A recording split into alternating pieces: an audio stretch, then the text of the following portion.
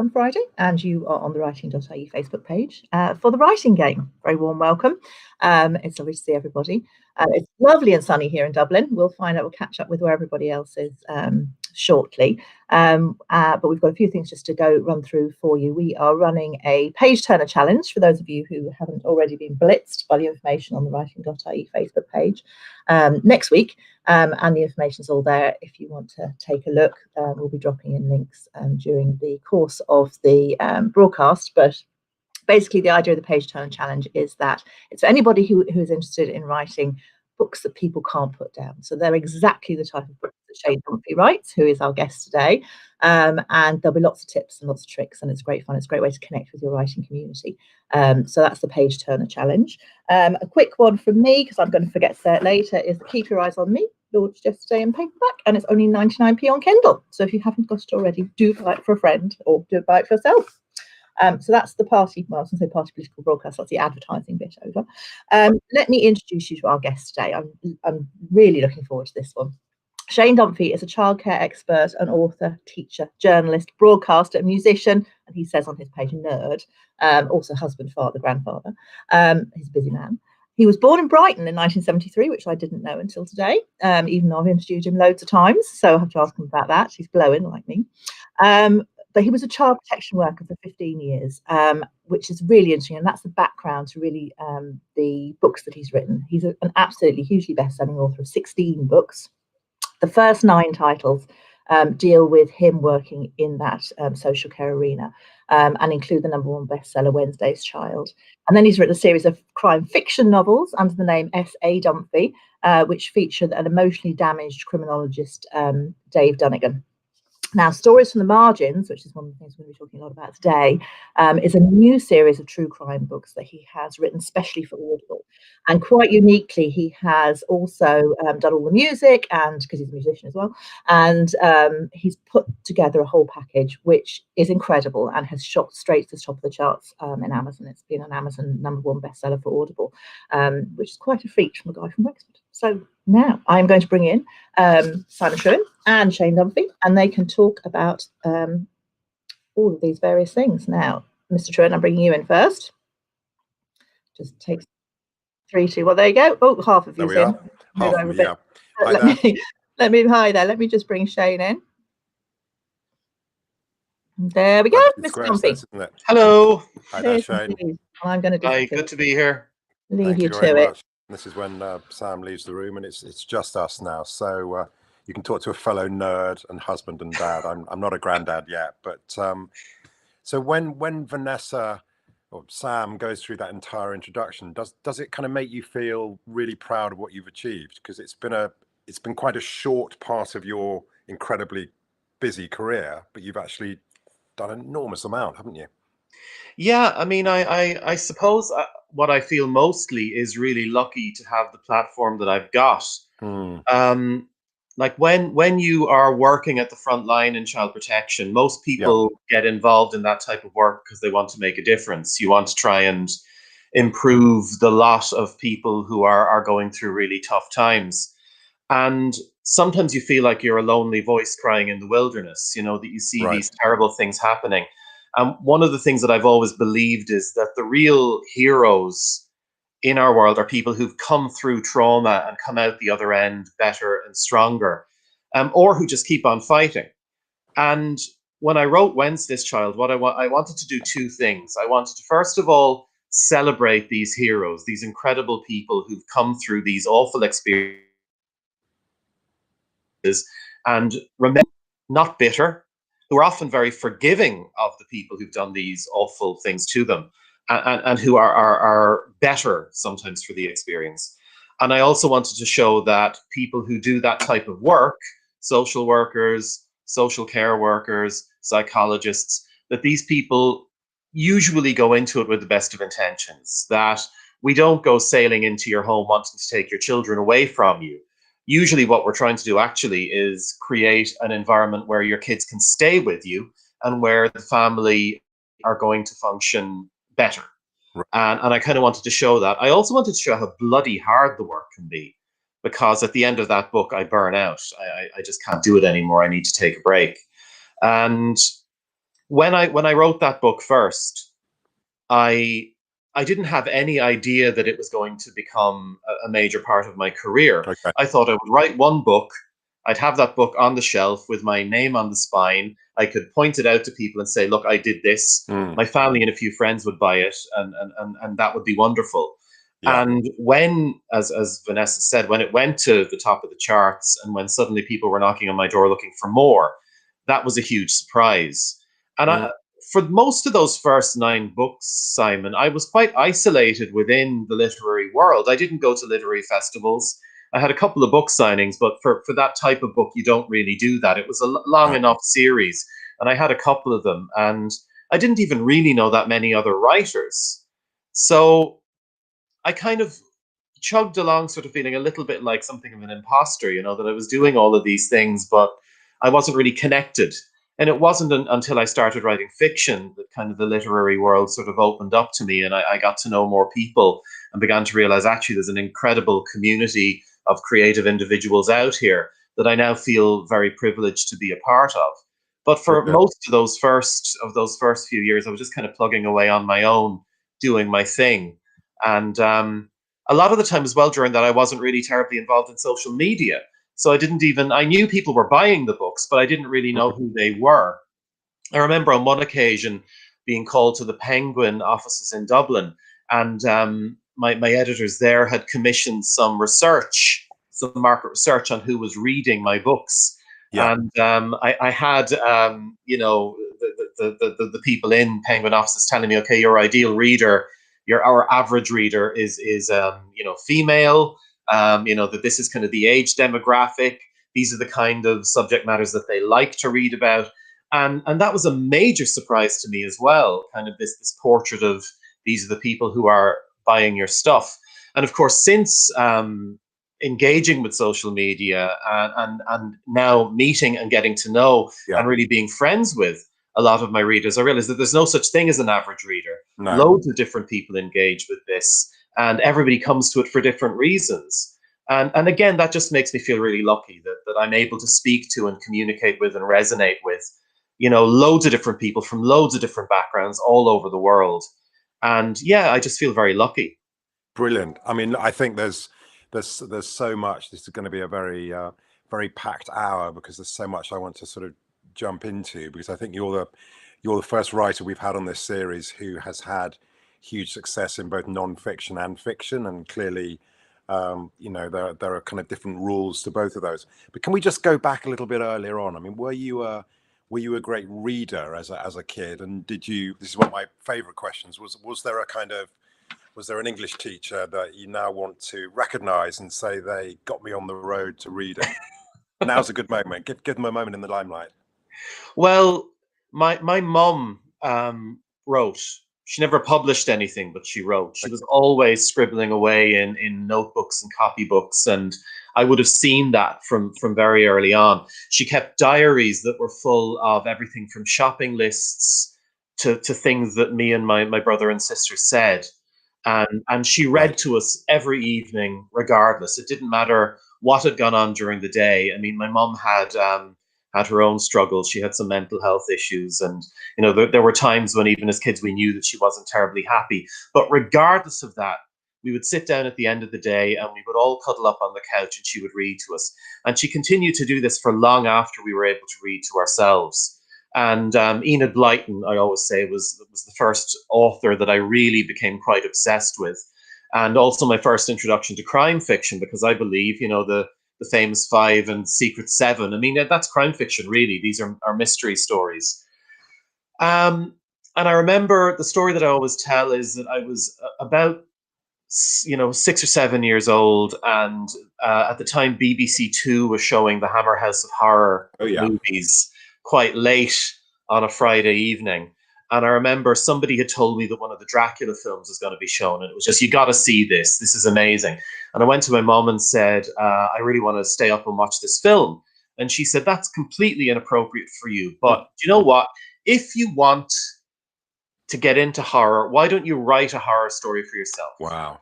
Okay. So I sat down and I wrote a little story, which I called a book, but it was really only about 7 or 8 pages.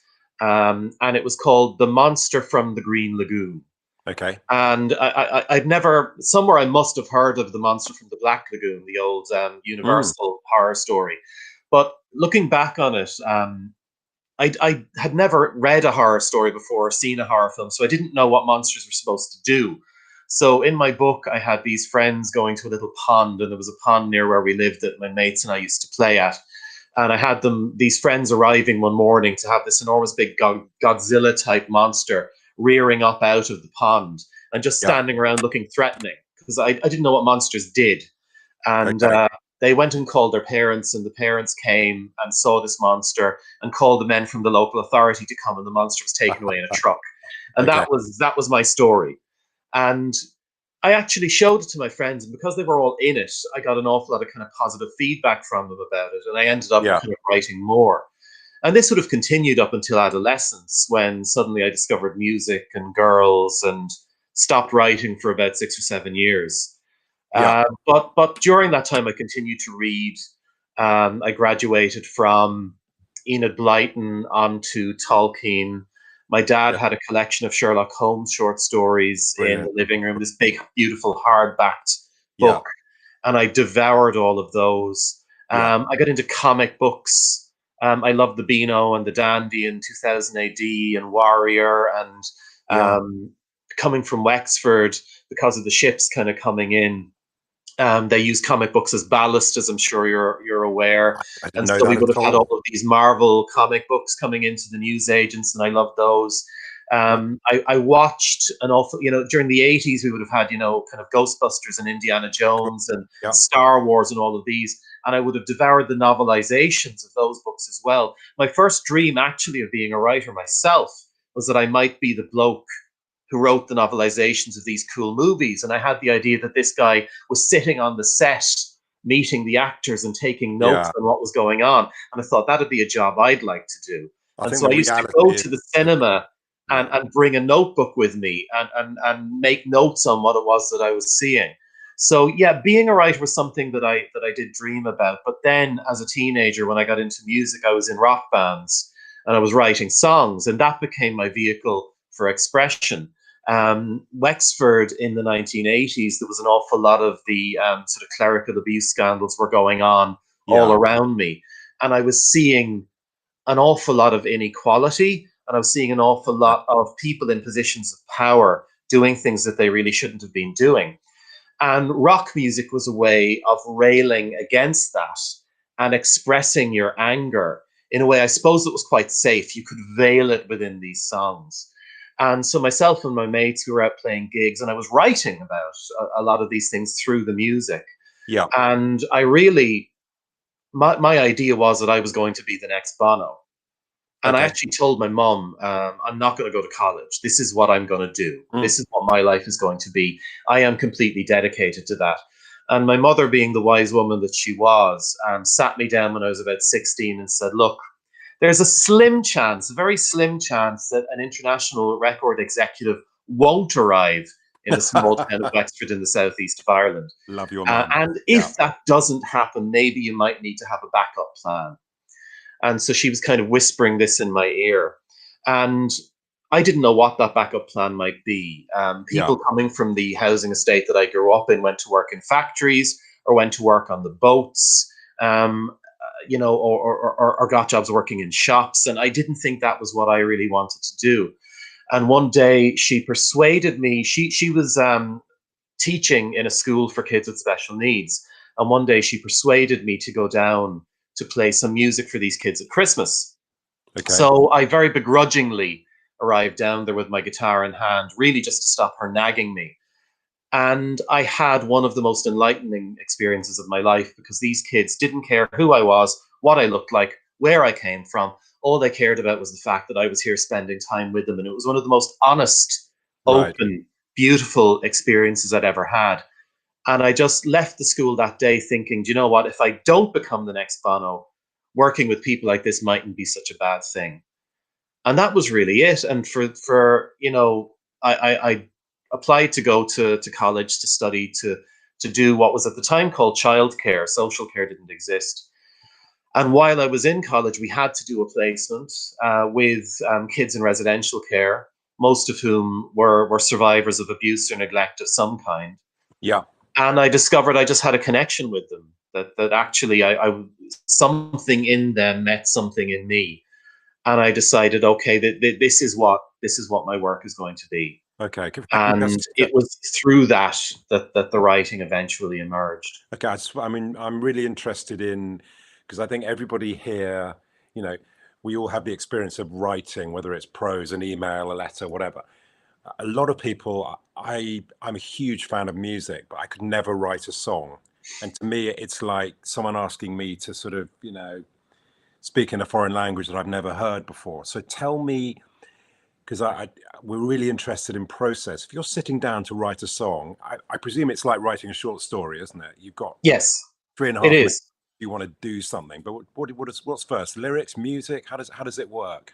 For me, it's usually a phrase. Okay. So, something will kind of pop into my head, and the phrase will be kind of playing over and over and over. I suppose music has always been, I suppose, a language that I do understand. I grew up Yeah. in a house that was very musical. My dad actually worked in Glyndebourne Opera House. I always say he ran away to join the opera. Brilliant. We have the Wexford Opera Festival Yeah. here in the town where I grew up. My dad used to work as a volunteer for them. And eventually, Glyndebourne Touring Opera came to Wexford in the 1960s, and they offered him the chance to go back to the UK with them, and he went. And he ended up kind of working on the chorus line for a while. So I grew up in a house where there was always music playing. My mum actually was a soloist for the composer Ralph Vaughan Williams, and she played the guitar. So I grew up listening to her playing mostly kind of folk music. Okay. So music was always there. And I used to use music to help me learn. I'm terrible with mathematics. I really struggled to learn the times tables. But you talked about teachers being quite inspirational. I had a teacher in fourth class who realized that numeracy was an issue for me. And he taught me to learn the times tables by putting them to music, you know? And I used to use melody to help me with that. And I found that, that there would be a rhythm.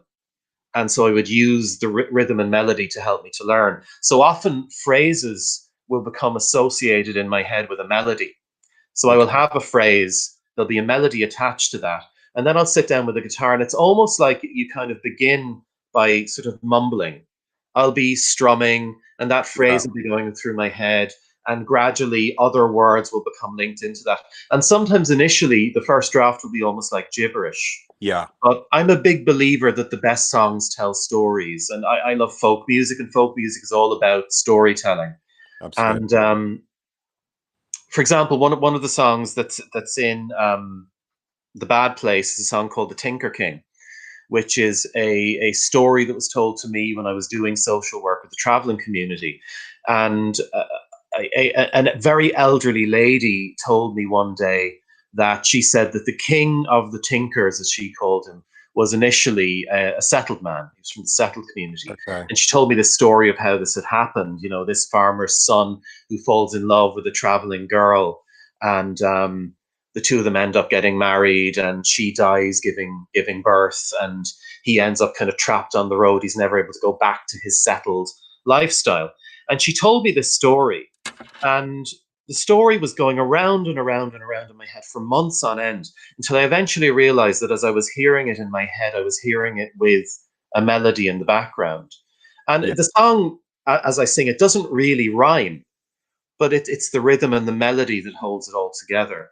Yeah. And I remember when I wrote that first, it wasn't a song that I thought very much about. I thought of it as just kind of almost a throwaway thing. I wrote it because I felt I had to. It was playing over and over and over in my head like an earworm, and I had to get it out. And I played it one evening at a session, thinking that nobody would pay any attention to it and that it would just disappear, that I'd have kind of gotten it out of my system. I purged it, if you like. And a lady who was at that session heard it. And a couple of weeks later, she wandered back into the pub and said, that song that you played a few weeks ago, would you play that again? And I did, and it became something that, and I would have only been about 19 or 20 at the time, but it became a song that kind of locally was sort of associated with me. And before I ever put it in the bad place, I would have people coming up to me and saying, God, remember that song that you wrote about the Travelers? And sometimes songs, it's like Paul McCartney describes himself writing the song yesterday, that he woke up in the morning with the melody just running through his head. And often it happens like that with me, that these songs almost reach out and find me. The psychologist Carl Jung talks about stories being like that. You know, that fairy tales, he believes that they exist almost out of time, out of our consciousness, and that the great storytellers reach out and grab them and reel them in almost. And, and I think music is like that too, that something's just out there and you find a way almost of mining it, of trapping these melodies. I mean, you talk about storytelling, and I think, I think you're right with McCartney. I think that song was called Scrambled Eggs to begin with. That's right, yeah. Scrambled Eggs. So storytelling, I mean, this is what it's all about. And I think, so you have this you go into this very, very difficult area of society to look after the most vulnerable and most important members of our society with children. And there comes a point when you decide that actually what you want to do is also commit some of this to paper. Now, you know, I'm sure we could talk for an hour about this kind of confidentiality issues and all of that. Well, let's just assume that, you know, you've done all that thinking and you're sitting down at your desk with a blank piece of paper and you're starting. What was the kicking off point for you? And did you storyboard or structure what you were going to write? Clearly it was your life, so you knew where the story was going, but how did you start the process? The process begun with a PhD thesis. I was writing a thesis on continuity in care. It had come to my attention that many, many children who grow up in the care system from infancy will experience 30 different social workers before they reach adulthood. And I wanted to write about the impact of that. And I knew that I had been part of that problem. There were kids I'd worked with that I'd worked with them for 6 weeks and then I'd never seen them again. And you have this very intense experience and then you move on. And I wanted to write about that. So I was writing a chapter of very heavy academic theory. And I remember I read one back one evening and I just thought, you know what? This is bullshit. This doesn't mean anything because you're taking the person out of it. I was talking about ideas. I was talking about theories. I was talking about concepts. But where are the people? So what I started doing was I would write a case study to illustrate the point. And I had a wonderful academic supervisor, a man called Dr. Arthur Williamson, who's based in the University of Belfast. And I was writing these chapter of theory and then a case study, chapter of theory, case study, chapter of theory, case study. And he came back to me and he said, Shane, I'm learning more from these case studies than I am from your chapter of theory. I think there's a book here. I think people would get a lot out of this, and I think this needs to be published. So I really railed against it for a long time. I didn't want to do it, but he kept on at me, and he's a very gentle, very soft-spoken, very sweet man, but he can be quite determined. And so to kind of shut him up, one Sunday afternoon, I sat down and I took the first 2 of the case studies and I added in dialogue. I added in some brief descriptive passages, and I decided, okay, I put them together. What am I going to do with them now? Because I knew nobody in publishing and knew nothing about the book world. I had read in an introduction or an afterword, I can't remember which, in one of John Connolly's novels. John Connolly, the Irish crime writer. He had spoken about his agent, Darley Anderson, as being a really important part of his process. So I kind of thought, okay, I'll send it to Darley. I had no idea whether Darley Anderson ever worked in this genre or not, but he was the only literary agent I had ever heard of at the time. So I tracked down the address of his agency and I sent it in. And within about a fortnight, I got a response back stating, this really is not for us. Don't think that there's a book here. Thanks, but no thanks. So I wasn't hurt. I wasn't offended. I wasn't in any way rejected. I didn't really care about writing a book anyway. I was writing my thesis, so I set them aside. But Arthur came back to me about a month later and said, have you sent those off again? And I said, no, I got a rejection. And he said, look, many writers will have 40 or 50 rejections along the way to getting published. You're not going to take that, are you? What do you send it off again? My wife had given me a gift of a book called Tales in the Rearview Mirror by a guy called Donald Ruan, the taxi driver, about his experience as a taxi driver. Yeah. Yeah. And in his introduction, he talked about how Gillan Macmillan had been really supportive to him as a first-time writer and had really helped him get his book into shape where it could be published. So I said, okay, I'll send it in to them. Now, I had really taken the response from Darley Anderson on board that really I'd sent this in unsolicited and they didn't want it. And it really wasn't for them. So I figured this time I'd ring up in advance and see if they would like me to send the stuff into them. Okay. So again, knowing nothing about publishing, I decided to ring them on a bank holiday Monday while I'm in the supermarket, of all places. Okay. And as luck would have it, the stars were aligned in my favor. And a lady called Alison Walsh, who became my first editor. Great. Alison actually worked as a social worker in the UK. Yep. And when I talked to her through what I was sending in, she immediately recognized the truth in it. Now, my initial draft, I was sending it in as a novel. This was my way of getting around confidentiality stuff. Yeah. And she said to me, "This isn't a novel, is it? This is real." And I said, "Yeah, it's real." And she said, "This is you, isn't it?" And I said, "Yes." And she said, "Well, own that. Rewrite it as nonfiction, as yourself. Send it in to me and I'll see what I can do with it." So that's exactly what I did. And within 2 hours of me having sent it in to her, she was back on the phone to me asking if she could show it to a commissioning editor. And a week later, Gillan Macmillan offered to buy the book. What I then had to do was sit down and write the rest of it, because I'd written 30 pages. And I had no vision in my head as to what the finished product was going to look like, or even what the other cases were going to be. So I then went into a very lengthy plotting process where I sat down and literally chapter by chapter. I think the outline for Wednesday's Child probably ran to about 20 pages and very, very detailed chapter breakdown. And that's what I did with all of those first 9 nonfiction books. There was a very, very lengthy, which took months actually, of plotting, in which I would know exactly what was going to be in each chapter, what the beats were going to be, what the breakdown was going to be, and how the plot was going to move forward. And I couldn't imagine writing one of them, to be honest with you, without doing that, because of the fact that the cases that I write about didn't necessarily happen at the same time. Usually what I do with those books is if there's a theme that I want to explore. And I will pick cases from my career that I think best illustrate that theme. And I weave them together so that it appears that they're all happening at the same time. And this actually is something that the legal team would have spoken to me about as well. One of the ways that you can mask and help people from being identified is that you do this. You stuff that didn't necessarily happen concurrently, you present it as if it is.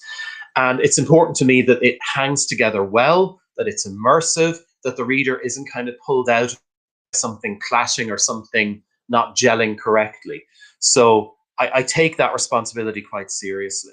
I'm just going to talk to me, about the legal stuff and confidentiality. How do we get around that?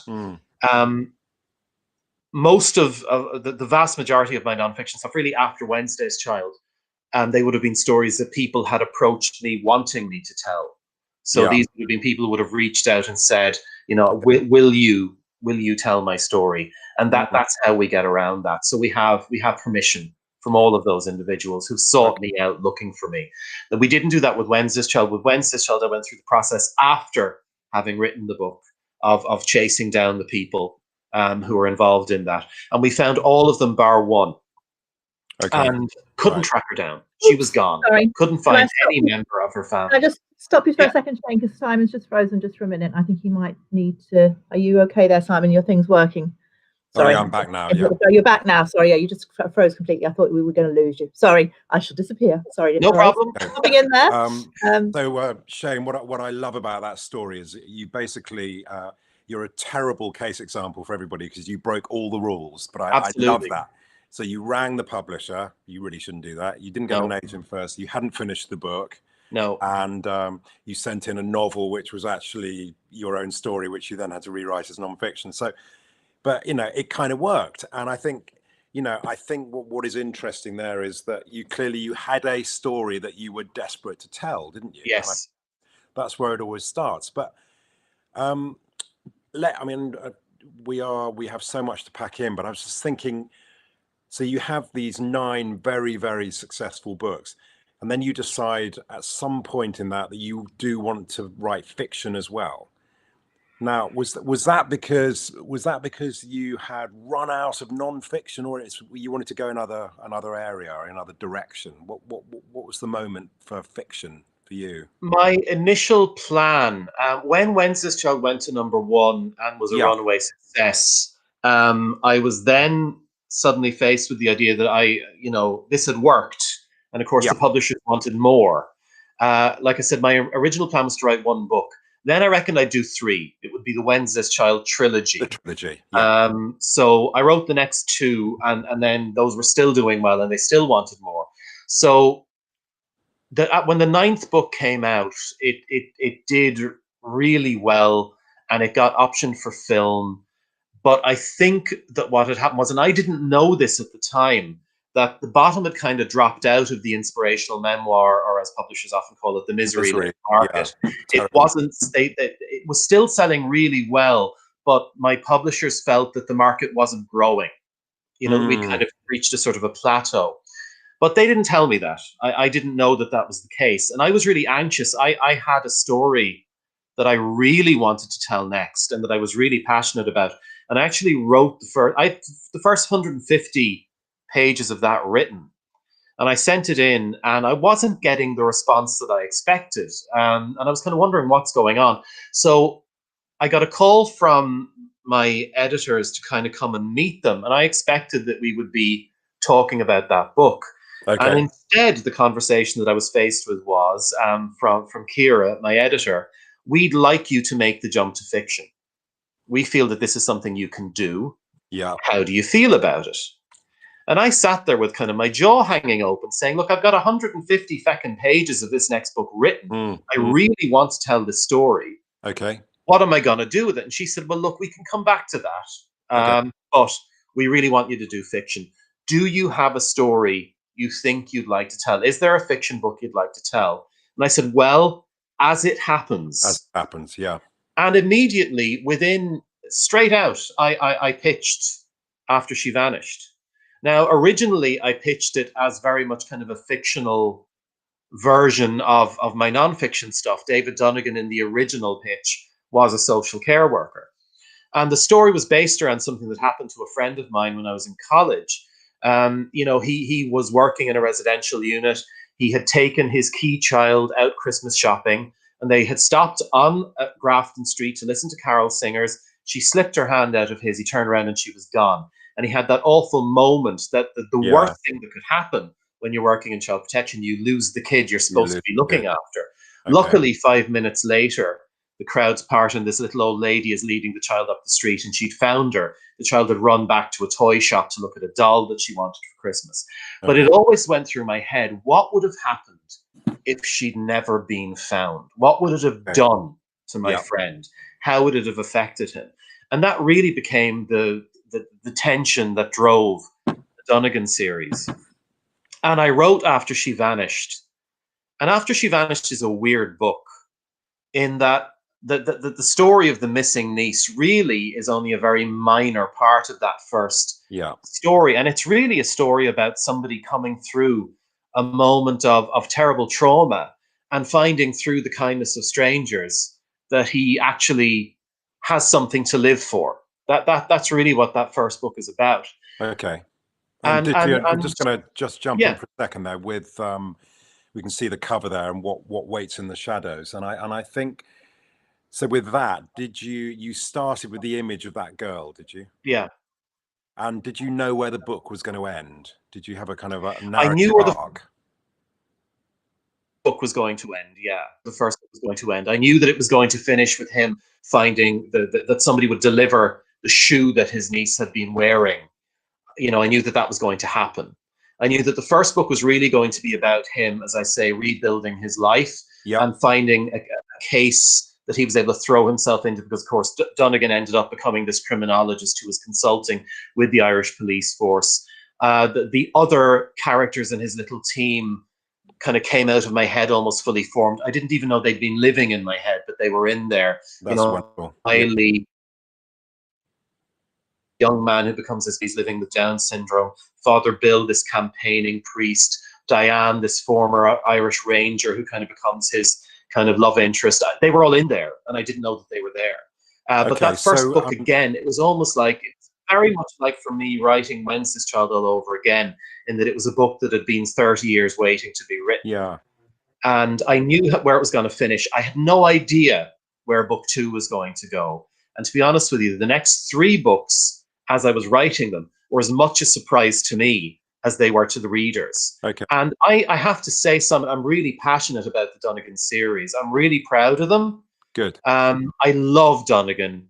I love those characters. Miley has become really the breakout character in that series, and I'm probably asked about him more Right.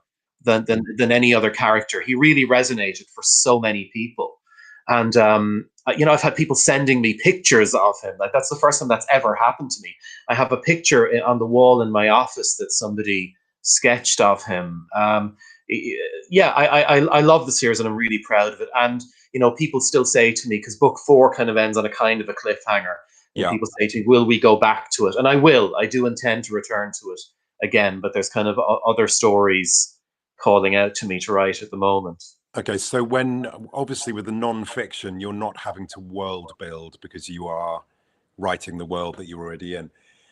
I'm really interested there. You talk about how the characters were living inside you and just came out. I mean, a lot of the interviews we've done over the last few weeks, some people have said it's all about plot and the characters just do what I tell them to do. And other people have said it's all about character and they lead me where they need to go. Now, do you sit there with a kind of whiteboard and do you plan each book? I mean, when you were writing the Dunnigans, did you plan them in advance? What I did with the Dunnigan book was very different to what I do with the nonfiction, in that I would spend quite a bit of time creating the world for myself. I needed to feel that I was in there.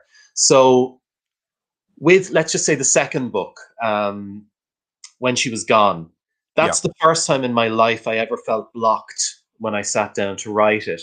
I sat down for 3 or 4 days with nothing. Nothing would come. I couldn't begin.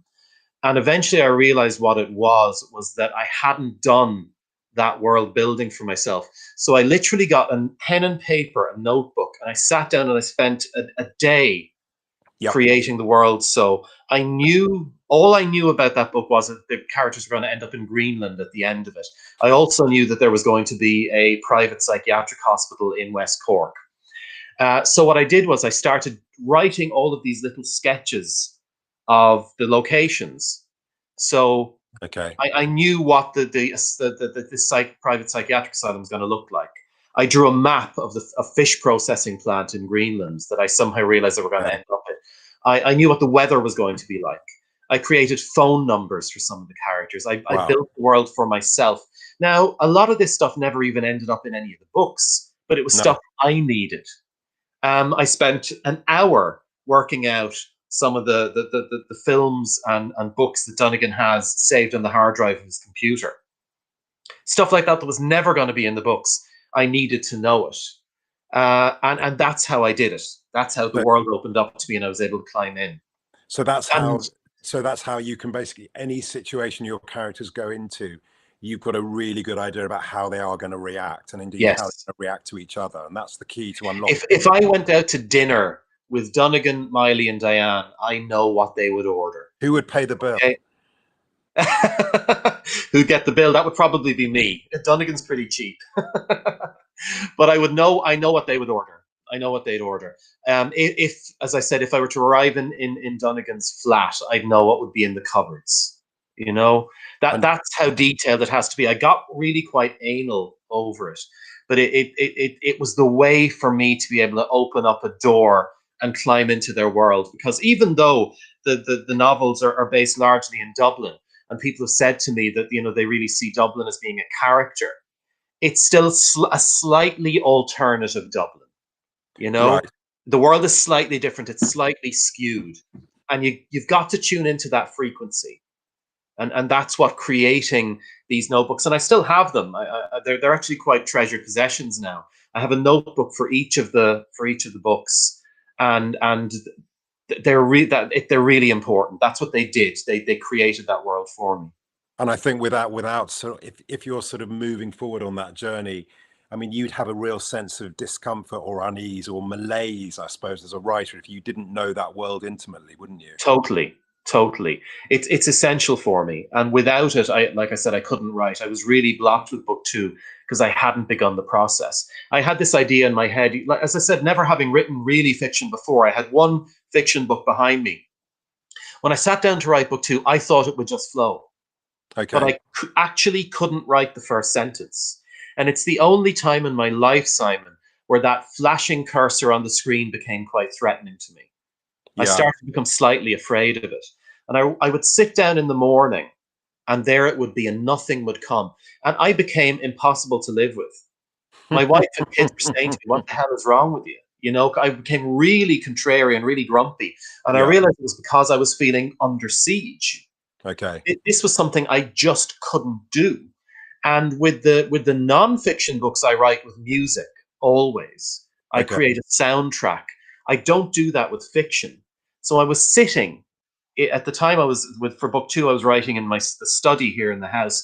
I was sitting in this room in silence with a blank page open in front of me on the laptop and nothing would come.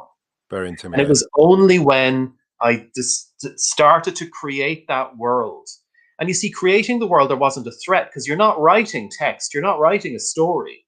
You're doing these little sketches. I would literally outline on the page a little square, and in the square I would write a list of the comic books that Dunnigan is reading.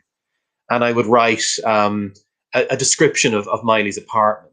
Yeah. You know, and I would write about what it was that Diane had on her desk in her office in the homeless shelter. And this is the stuff that I was doing. And as I did it, I could feel almost like my intellectual muscles relaxing, that actually suddenly I had something to work with. And when I had that done, I sat down at the computer and it just came. The story, it was like I had tuned in. I was there and the world opened up in front of me and I knew where I was going. So that notion of writer's block, which is something I know a lot of people are terrified about. I mean, are you saying that writer's block is only there if you haven't asked the right questions of your characters? Do you know what? If we had this conversation before I'd ever had that experience, I would have told you that I didn't think writer's block existed. Yeah, I have always said, I always would have said beforehand, just start writing. And the first page or so that you write might be utter nonsense and it might end up on the cutting room floor, but it will begin the juices flowing. Yeah. Now I realize writer's block is very real and it can be really, really debilitating. But what you need to do is you need to find what mechanism it is that helps you find that frequency. It comes back to that idea of the stories being out there and you've got to find the way to tune into them. And I realized that I knew how to do it for the nonfiction, but for the fiction I didn't. And I needed to find what that frequency was. And the problem for me as well was that I had fallen into the trap of a lot of writers that I admire, like someone like Robert B. Parker. Robert B. Parker always said, you know, writer's block is bullshit. You never hear a plumber talking about plumber's block, you know? He always said writing is just a job. And I'd always really bought into that. So when it did hit me, it terrified me because I thought this is something I always thought was just a myth. And now I'm stuck with it. So, and I was very lucky as well that my wife, who is my best friend and is the best person I know, just gave me a kick in the arse and said, look, you know, how did you write the last one? Yeah. And I realized that I began by writing these character sketches, which I did for Kira, my editor. She said to me, tell me what's your book about? Who are the people that are going to be in it? And that's how I began. I took an afternoon and wrote these very detailed character sketches. I wrote about the world and I realized that's what I had done. And so that's what I did with the second one. And it shook me out of it. And so find the way to tune into your frequency. Okay. And those characters are still there.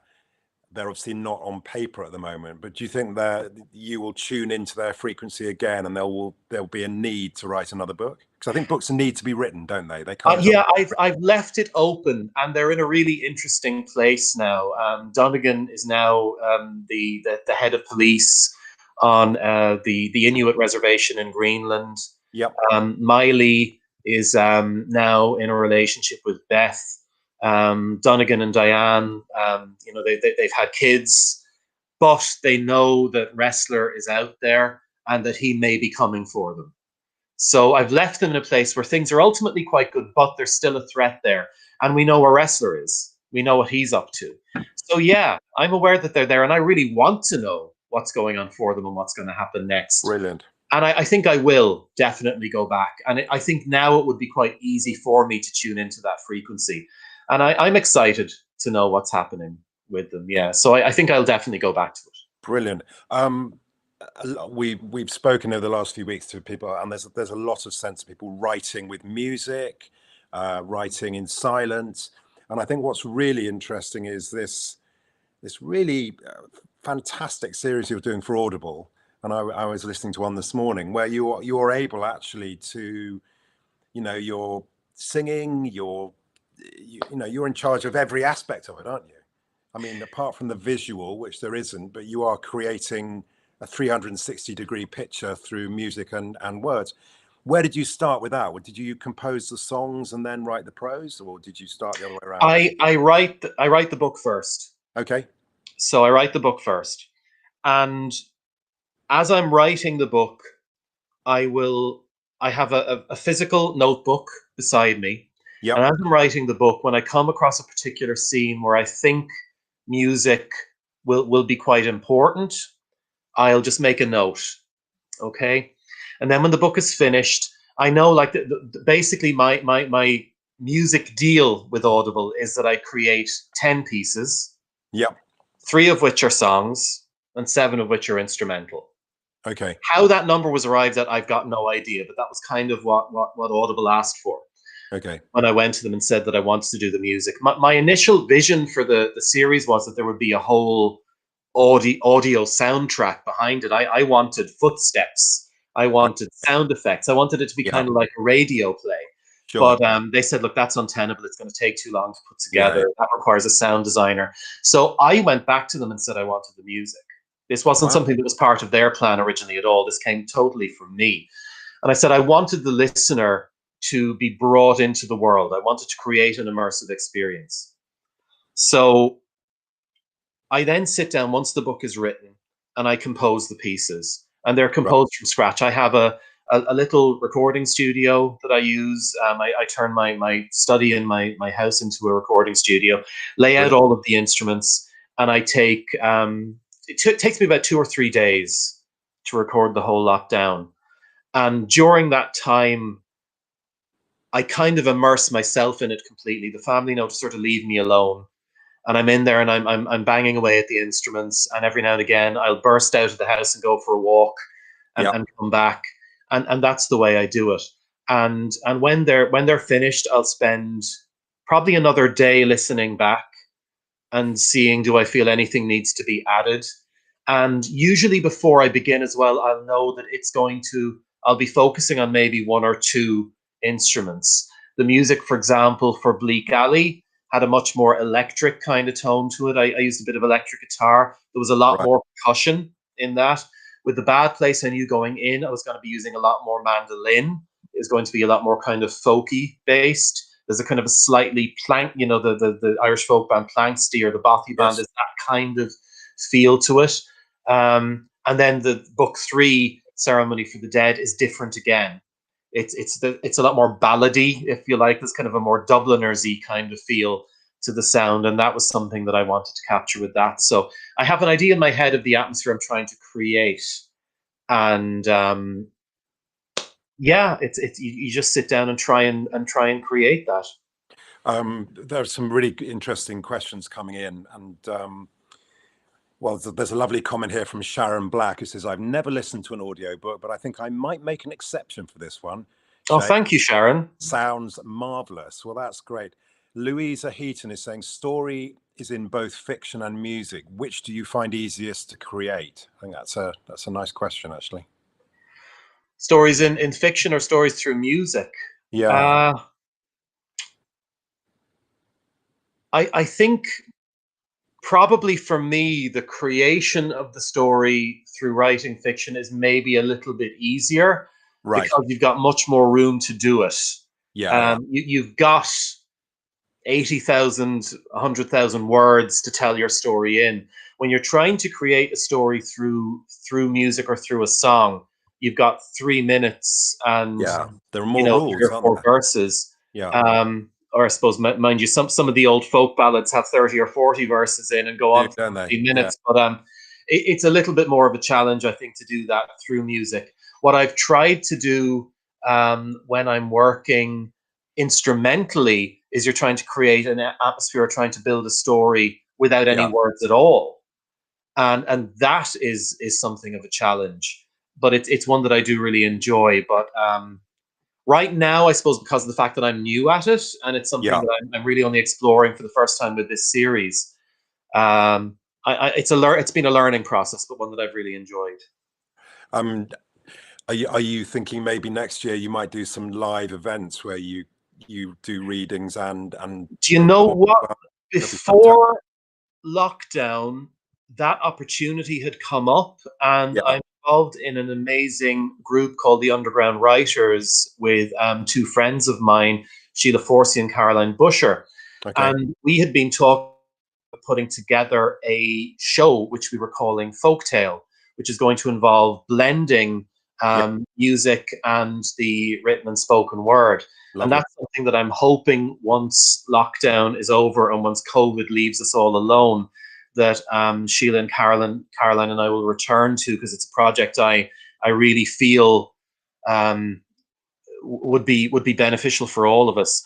And during the Wexford Literary Festival last year, Sheila and I did a performance there in which Sheila read a piece from one of her novels, and I combined that with some verses and some music from a song called The Lakes of Pontchartrain.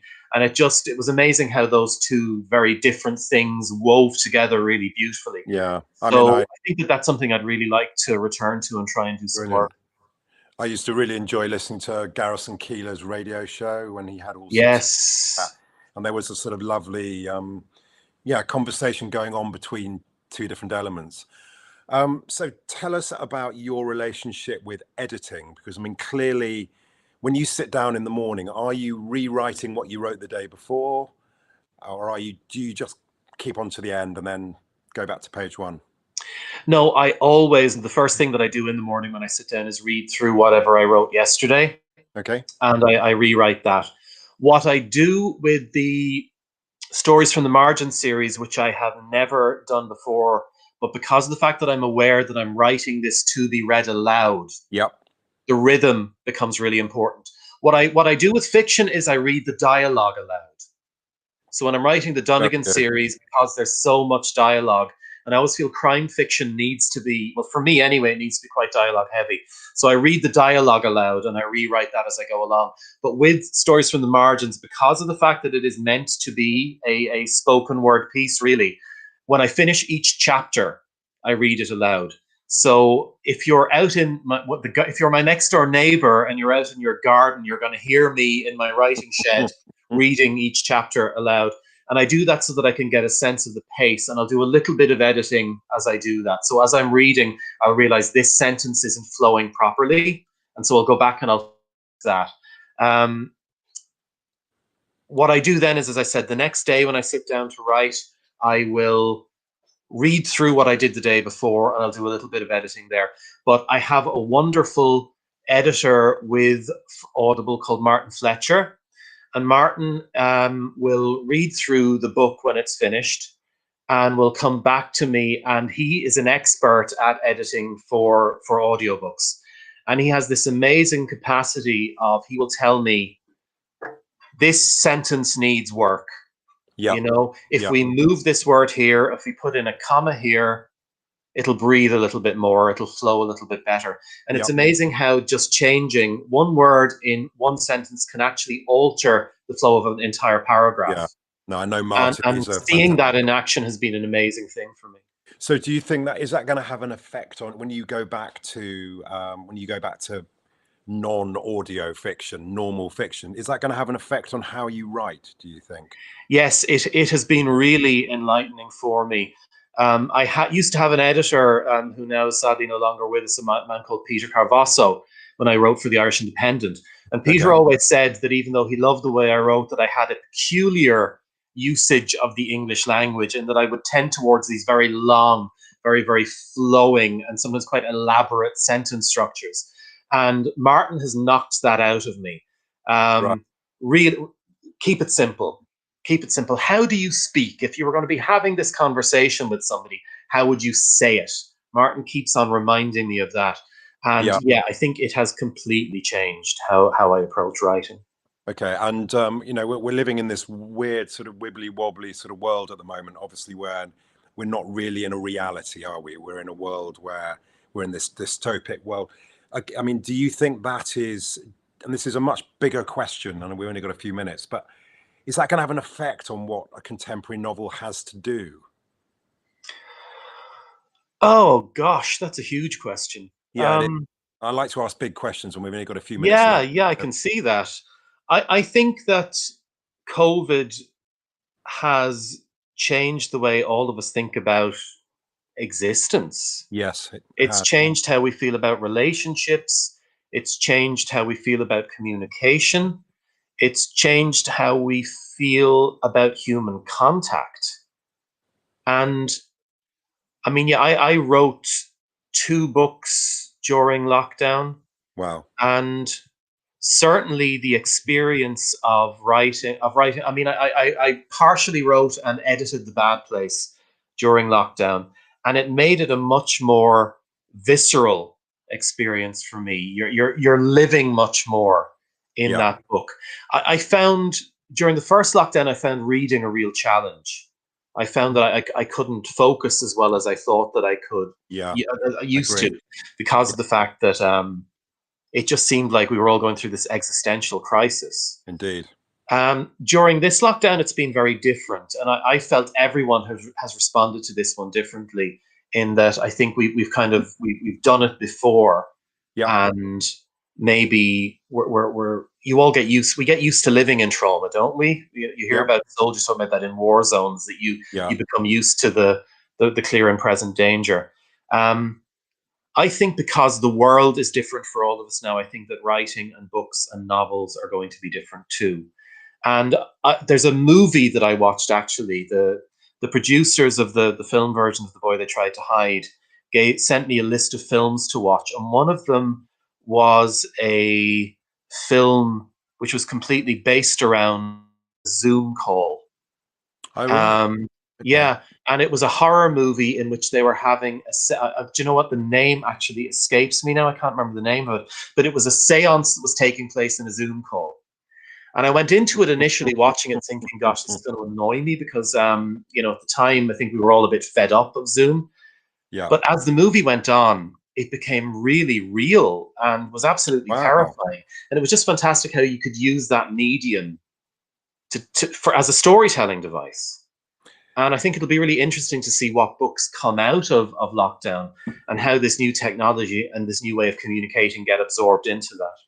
I managed to find out, so I just found that it's called Host, I think is the film. Host, that's it. Thank you. Yeah, Rob Savage is the name of the director. It's amazing. I recommend anybody to watch it. Yeah, sounds great. I spent 6 hours on Zoom yesterday, Shane. I don't think I can watch that. It's a brilliant idea, though. But fascinating. And the underground writers, we've put a link up there as well. That sounds like a really good, because I think writing can be a very lonely process, can't it? Maybe necessarily it can be, and it's amazing when you do find some colleagues and some friends who kind of get where you're coming from. And what I love about working with Sheila and Caroline is that we're all bringing something very different to the table. So yeah, it's been a wonderful experience, and unfortunately, lockdown kind of stopped us all in our tracks. But the world will return to normal, and the underground writers will sail again. You could do it on Zoom, I suppose. Just for sure. Yeah, exactly. Yeah. Yeah, no, it's fantastic. I think Zoom's this is a great opportunity and that's been presented through lockdown because we are all online and we are on Zoom. So we're able to get people like you to come and talk to us at lunchtime. We're able to grab Simon. Simon would normally be, you know, in his office or printing or doing something completely different, and we're able to come together and really mine your knowledge and your facts and your experience. I found that whole your character building stuff was fascinating. I'm big into characters and getting them right and getting the detail there. And I can see the comments coming past that people just love that. And I think that way into a story is just so interesting. It really is. No, it's great. Thank you. Yeah, no, I mean, I think it's been, just looking at one comment here from Duncan, he says, "This has been a fantastic hour, giving me a whole host of great inspiration." And I think, you know, thank you so much for your generosity, because I think not at all. Thanks for having me. It's been a real pleasure. And as I said to you both before we went on, I've kind of dipped in and out of the series myself because I'm usually working when it's on. But it's brilliant to be able to become a part of what you're doing here, and you know, bringing writing and writers to a wider audience, I think is always something that's worthwhile. So I appreciate you both very much. Pleasure. Thank you very much. In it for everybody, isn't there? I think that's the thing. It really is. There's something in it for everybody. So that was fantastic. The Bad Place is on Audible. Anybody can download that now, and it's still up there at the top of the charts. And we've also popped in links for the series, the fiction series, If She Returned, and right at the start, for anybody who's joined late, we had in, I think, was it Wednesday's Child? I can't remember if it was Wednesday's Child, which one it was now. Anyway, one of the non-fiction books. But if you just put Shane's name into Amazon, you'll find all the links. There's a wonderful website as well. ShaneDunphyAuthor.org. Yes. That link's in there too. So you just need to go through the comments. You'll find Shane's link to Facebook and to Twitter as well are in the comments. So literally just scroll back through and you'll be able to find all of those things. Brilliant. So thank you very much indeed, Shane Dunphy. Thank you very much. Thank you very much. London. It's lovely to see everybody, and we look forward to seeing you all next week. Talk to you soon. Bye. Thanks, guys.